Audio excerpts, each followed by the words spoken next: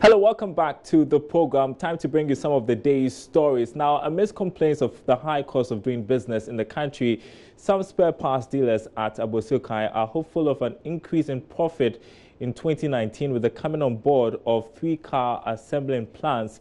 Charles Aite has been engaging co-chair of the Abosokai Spare Parts Dealers Association, Clement Boateng, who says if the business environment remains unchanged, they will have no choice than to pass on the cost to consumers.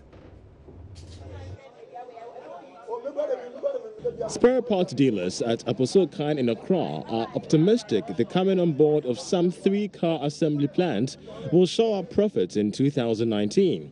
According to co-chair of Abosokai Spare Parts Dealers Association, Clement Boateng, these assembly plants will increase demand for their goods. I'm sure with the coming up of all these 3 assembly plants, which is supposed to be rolled out next year, definitely I know they will not be able to, provide after-sales service for their vehicles, and they will come to Abosokai to buy. And when it happens like that, it will boost up our markets. Already, President Akufo-Addo has assured of a legislative instrument to regulate Ghana's automobile industry. Amidst the high expectation, spare part dealers here at Abosokai continue to lament the high cost of doing business despite some interventions from government.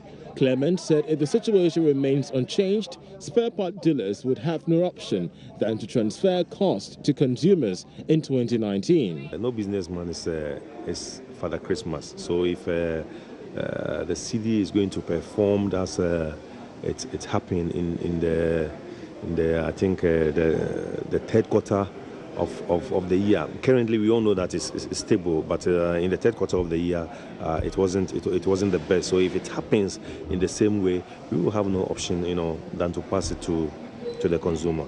Since the news of these giant automobile firms coming into the country broke, local automobile firm Kantanka raised concerns over the risk of being kicked out of business. But the Trade Minister Alan Tremantin has revealed government will place premium on local firms like Kantanka. Well, some traders continue to express concerns about doing business in the country, and they fear there could be dire times in 2019 should the cedi continue to dip against the dollar. Again, my colleague Charles Aite has been interacting with Dr. Joseph Obeng, who is president of the Ghana Union of Traders Association, as well as the co-chair of Abosokai Spare Parts Association, Clement Boateng, who have been sharing their thoughts about doing business in 2018. We just want to assess the situation regarding business associations and businessmen in that regard, not forgetting, our friends and brothers from the Spare Parts, Association. How has business been for them? What are the carrier-aways and what are the expectations in 2019? Let me start off with the president of the Ghana Union of Traders Association, Dr. Joseph Obeng. Many thanks, sir, for your time. First of all, has your expectation been met from the angle of traders when it comes to doing business in Ghana in 2018? Yeah, I think we could have done better had it not been that all is being taken away from us by these foreigners in the retail sector. For us, if those things is not taken care of, we will continue to say yentuadia, not because of the economics of state, but because of this challenge or this menace of influx of foreigners, because they are taking it all. Let me reckon, Mr. Boateng, you are the co-chair of the Spare Parts Association, and of course, anytime we have an election seasons, your association comes up. It's like the temperature to measure whether or not Ghanaians are really happy with what's going on. But with 2018, I mean, seriously, we've had specific waivers for dealers in that regard, but have you really felt the impact so far? So from July 2018 up to date, we are not paying the 10% import duty on spare parts, but that impact has not been, felt as a result of the instability of our currency. What are your expectations for 2019? Yeah, the coming year holds a lot of prospects. If we go by the budget that was read, it is very quite ambitious, and we want to brace ourselves up for the opportunities that the year unveils for us, so that we can all participate. Then we will also partake in the national cake. Interesting prospects there, but what are also your prospects moving on to 2019? 2019, we are all hoping that 2019 will be a good year in terms of purchases from the public, whether it's the public sector or the private sector. So we are hoping 2019 will be a good year for the business community in Ghana. All right, thank you very much, Mr. Puatin. Thank you very much as well, Dr.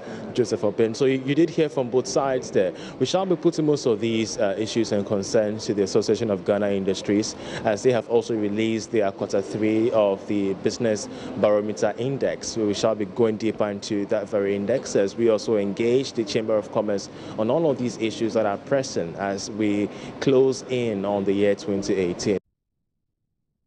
All right, in other news tonight, the Ghana Export Promotion Authority, GEPA, says it is confident its flagship project, the Market Hub, will continue to help bridge the gap between Ghanaian exporters and the international market. GEPA is currently stepping up efforts to bring all exporters onto the platform, which will further boost non-traditional export earnings for Ghana. JoyNews' Nesta Kafui Ajoma has more in the following report. The Market Hub has become an integral part of Ghana Export Promotion Authority's activities, providing relevant export market information to potential and seasoned exporters as well as the general business community. Mr. Ajay Yeboah affirms GEP has resolved to making the Market Hub the best platform for sourcing integrated export and business data in Ghana and beyond. In 2017, non-traditional export recorded an amount of $2.6 billion, indicating a growth of 2.5% over the previous year, that's 2016. It must, however, be noted that the NTEs contributed 18.4% to the total Ghana's national export of $13.9 billion in 2017. Thus, in 2017, Ghana's total export was $13.9 billion. And out of that, the non-traditional export, which we are talking about, contributed 18.4%. That's 2.6 billion out of the 13.9 billion that Ghana recorded for the Ghana total export and that this country recorded. Manager of the Market Hub, Abdullah Khalifa Banda, who gave a snapshot presentation, said the platform is positively impacting the export sector. So far, it's doing well. It's won an award for being the best in terms of information technology usage.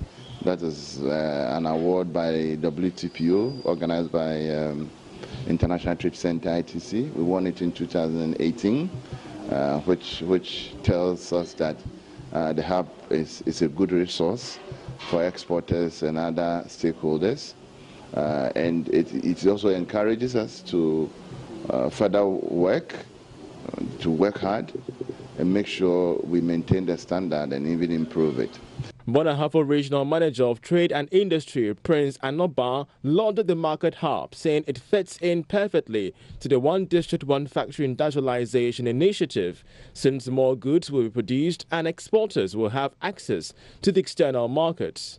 Nesta Kafu Ajuma's report for Joy Business. All right, that's our bulletin tonight. Thanks for watching. More news, of course, on our website, myjoyonline.com/business. My name is Daryl Kwao. And my name is Sandra Esinam Apenedu. Have a great evening.